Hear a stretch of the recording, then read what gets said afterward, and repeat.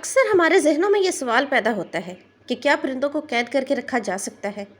کیا ہمارے پیارے نبی حضرت محمد صلی اللہ علیہ وآلہ وسلم کی کوئی حدیث پاک اس موضوع پر موجود ہے؟ بسم اللہ الرحمن الرحیم۔ السلام علیکم محترم ناظرین۔ کبوتر کو گھر میں رکھنے سے خوشحالی آتی ہے یا وہ گھر والوں کے لیے منحوس ہوتا ہے؟ کبوتروں کا جنات سے کیا تعلق ہے؟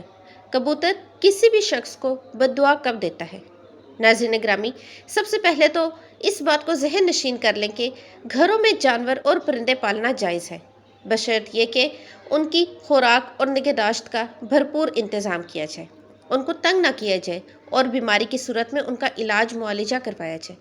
ناظرین گرامی، بخاری کی حدیث نمبر 2291 اور مسلم کی حدیث نمبر 1692 پر روایت اس طرح موجود ہے کہ حضرت انس رضی اللہ عنہ کے چھوٹے بھائی نے ایک پرندہ پال رکھا تھا، اور جب بھی نبی کریم صلی اللہ علیہ وآلہ وسلم ان کے گھر جاتے تو یوں دریافت فرماتے: اے ابو عمیر، اس پرندے کا کیا کیا جس سے بچہ کھیلتا ہے؟ اب ذرا غور فرمائیے کہ اگر پرندہ رکھنا گناہ ہوتا تو ضرور حضور نبی کریم صلی اللہ علیہ وآلہ وسلم حضرت انس رضی اللہ عنہ کو منع فرماتے۔ بے شک پرندے گھر میں رکھے جا سکتے ہیں، لیکن یہ یاد رکھیے کہ اگر آپ نے کسی پرندے یا جانور کو گھر میں رکھا اور اس کا خیال نہ رکھا تو پھر ضرور آپ گناہ کے مرتکب ہوں گے، جیسا کہ نبی آخر الزمان سرور کائنات حضرت محمد صلی اللہ علیہ وآلہ وسلم نے فرمایا: ایک عورت صرف اس وجہ سے جہنم میں جائے گی کہ اس نے ایک بلی کو اس حال میں باندھے رکھا کہ نہ اس کو کچھ کھانے کو دیا اور نہ ہی پانی پلایا، اور نہ اس کو کھلا چھوڑا کہ وہ خود کھا پی لے، اور بلی اسی بدحالی میں مر گئی۔ اس طرح کبوتر کو بھی گھر میں پالنے سے منع نہیں کیا گیا، لیکن پرندوں کو ستانا ایک بہت بڑا گناہ ہے، جیسے کہ ابو داؤد شریف میں حضرت عبداللہ بن مسعود رضی اللہ عنہ کی روایت ہے کہ ایک حدیث میں کبوتر کا ذکر ہے۔ ایک کبوتر حضور پاک صلی اللہ علیہ وآلہ وسلم کے پاس آیا اور اپنی زبان میں کچھ کہنے لگا۔ جب وہ چپ ہوا تو حضور پاک صلی اللہ علیہ وآلہ وسلم فرمانے لگے: میرے کسی صحابی نے اس کبوتر کے گھونسلے سے انڈے اٹھائے ہیں۔ پاس ہی ایک صحابی نے اقرار کیا تو حضور اکرم صلی اللہ علیہ وآلہ وسلم نے انہیں حکم دیا کہ فوراً اس کے انڈے واپس رکھیں۔ ناظرین گرامی، پرندوں کو ستانے میں کوئی خیر نہیں ہے، بلکہ الٹا پرندے اپنے ستانے والوں کے لیے بد دعا کرتے ہیں، چونکہ کبوتر بھی ان پرندوں میں شامل ہے جو کہ انبیاء کرام کا پسندیدہ رہا ہے۔ اس لیے اگر کبوتر کو ستایا جائے گا تو کبوتر بھی بد دعا دے سکتا ہے، لہٰذا کبوتر کو ستانے سے اجتناب کرنا چاہیے۔ کبوتر کے حوالے سے آپ کو بتاتے چلیں کہ اسلامی تعلیمات اس کے بارے میں کیا کہتی ہے۔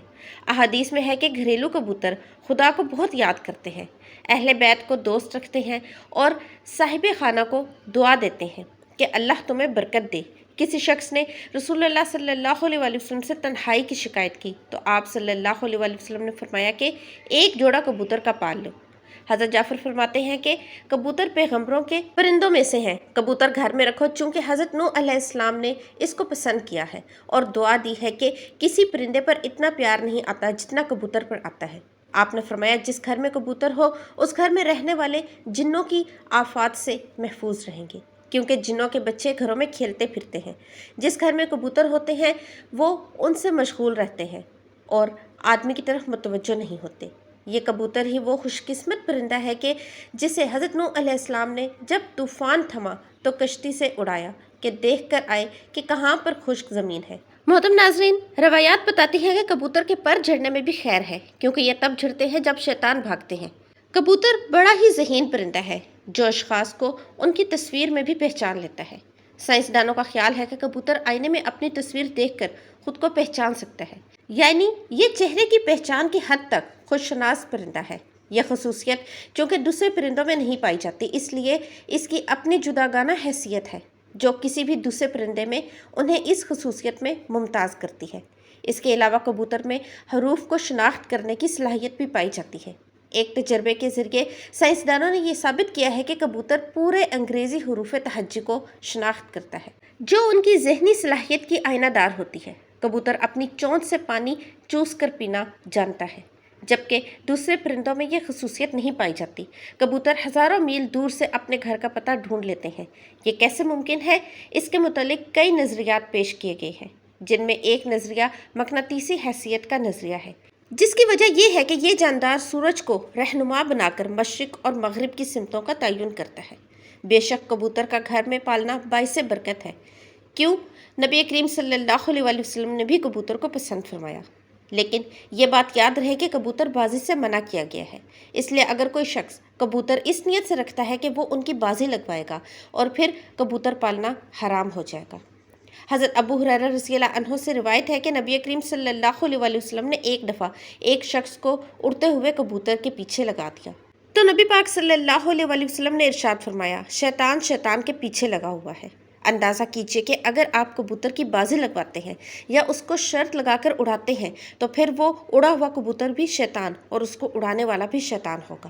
کبوتر کے بے شمار فائدے اور برکتیں ہیں، لیکن پھر بھی کبوتر بازی ایک حرام عمل ہے۔ کبوتر بازی، جانوروں کی لڑائی، یہ ایسے مشغلے ہیں جن میں پڑھ کر انسان اپنے دیگر فرائض اور اسلامی عقائد کو بھول جاتا ہے، جس کی وجہ سے اس کو شیطانی عمل کہا گیا ہے۔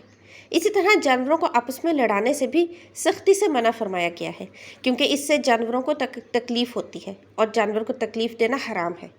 رسول اللہ صلی اللہ علیہ وسلم نے فرمایا، جانوروں کو ایذا اور تکلیف دینا درست نہیں۔ جیسا کہ مسند ابی یعلا اور مسند بزار میں ہے کہ رسول اللہ صلی اللہ علیہ وسلم ایک اونٹ کے پاس سے گزرے جس کے چہرے پر داغ لگایا ہوا تھا، تو آپ صلی اللہ علیہ وسلم نے فرمایا، جاؤ اونٹ کے مالک سے کہو کہ اس کے چہرے سے داغ کو دور رکھے۔ حضرت انس رضی اللہ عنہ سے روایت ہے کہ رسول اللہ صلی اللہ علیہ وسلم نے ایک گدھا دیکھا جس کے چہرے کو داغا گیا تھا۔ آپ صلی اللہ علیہ وسلم نے فرمایا، اللہ کی لعنت برسے اس آدمی پر جس نے یہ داغ دیا۔ ناظرین گرامی، جانور اور پرندے گھر میں رکھیے، لیکن اس بات کا خیال رکھا جائے کہ انہیں کسی قسم کی کوئی بھی تکلیف نہ ہو۔ ویڈیو اچھی لگی ہو تو لائک، سبسکرائب اور شیئر ضرور کیجیے گا۔ کامنٹ سیکشن میں اللہ کے 99 ناموں میں سے ایک نام بھی ضرور ٹائپ کیجیے گا۔ ملتے ہیں نئی ویڈیو میں۔ اللہ حافظ۔